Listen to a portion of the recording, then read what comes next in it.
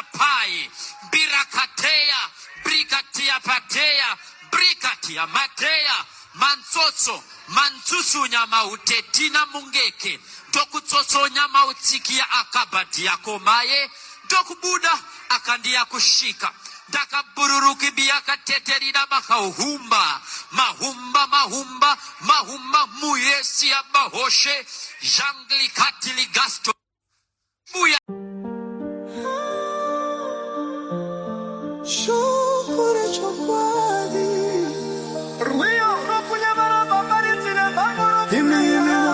Muchidzidzisa chenjerai, shoko rinoera hausi musungo wako.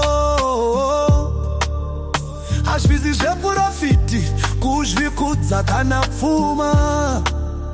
Usamonyanisa chokwadi chake kuti uderedze kunyara kwako. Vhangeri rinopenya kuponesa vakarasika. Chipo chitsvene chinotakura mutengo. Kwete zvirongwa zvako, kwete zvemutambo wako. Usatora shoko rake woripfeka zvisina maturo.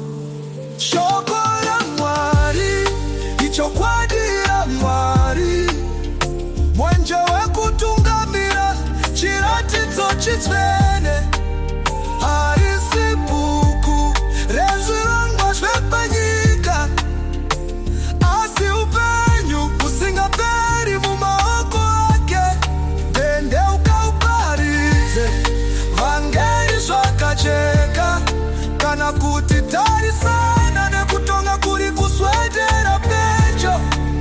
Shoko raMwari ndiro chokwadi chete, kuziva mwoyo nekutora wake. Haisi gwara rekuva kupfumi wako, kana kungorapa utano hwepanyika.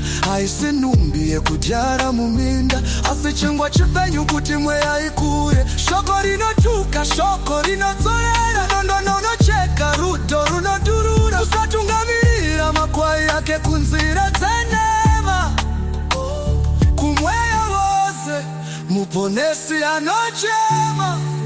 Shoko raMwari ichokwadi yaMwari, mwenje wekutungamira, chiratidzo chitsvene.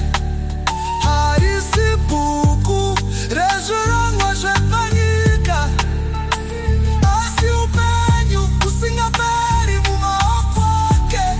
Tendeuka uparidze vhangeri zvakajeka, kana kuti tarisana nekutonga kuri kuswedera pedyo.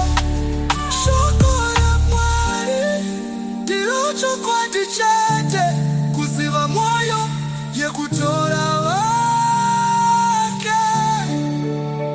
Vane nyamu avo vanotengesa nyasha dzake, anoparidzira mukurumbira uya anowanza chiso chake. Moto unouya ashandedze chokwadi, pamanyepo ese chokwadi chake chinoburitsa pachena. Oiwa uye zvininipise vaga nzira yake, nekuti ngoni dzinodhana asi hadzinonoki. Shoko